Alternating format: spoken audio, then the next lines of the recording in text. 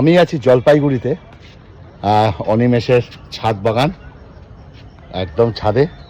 তো আজকে কিছু বাস্তব কথা বলবো, কথাগুলো শুনবে, খুব ভালো লাগবে, ঠিক আছে? সংসার মানে মানুষটা মুখের সামনে এসে দাঁড়ালে মানুষটার মনে কি চলছে সেটা বুঝে ফেলা।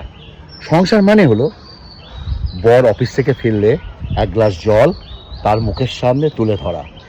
সংসার মানে হলো ছেঁড়া বোতাম সেলাই করতে করতে নিজেদের ভিতরে ভুল বুঝাবুঝিগুলোকে মাঝে মধ্যে সেলাই করে নেওয়া।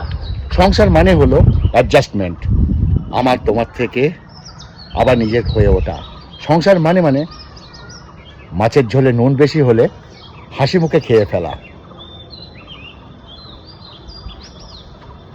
যে তোমাকে বুঝতে চায় না তার কাছে বারবার নিজেকে প্রকাশ করতে যেও না, কারণ সে তোমাকে কখনো বুঝবে না। বিনিময় তুমি অনেক কষ্ট পাবে।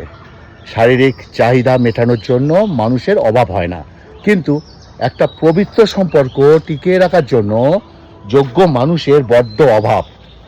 শ্বশুরবাড়ির লোকের জন্য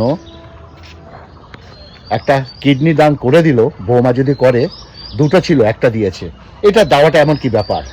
যারা তোমার সঙ্গে কথা বলা বন্ধ করে দেবে, বুঝে নেবে তারা তোমার সম্বন্ধে অন্যের কাছে কথা বলতে শুরু করে দিয়েছে। ভালোবাসা প্রথমে হাসতে শেখায়, তারপর বাঁচতে শেখায়, সবার শেষে বাস্তবতার সাথে লড়তে শেখায়। সময় তাকে দাও যে সময়ের মূল্য বোঝে, আর সম্পর্ক তার সঙ্গে রাখো যে তোমার গুরুত্ব বোঝে। জীবনে দু ধরনের মানুষের থেকে দূরে থাকবে: এক, ব্যস্ত মানুষ; দুই, স্বার্থপর মানুষ। কারণ ব্যস্ত মানুষ নিজের ইচ্ছে মতো কথা বলবে, আর স্বার্থপর মানুষ তার দরকারে তোমার সঙ্গে কথা বলবে। সম্পর্ক এমন হোক যার উপর গর্ব করা যায়।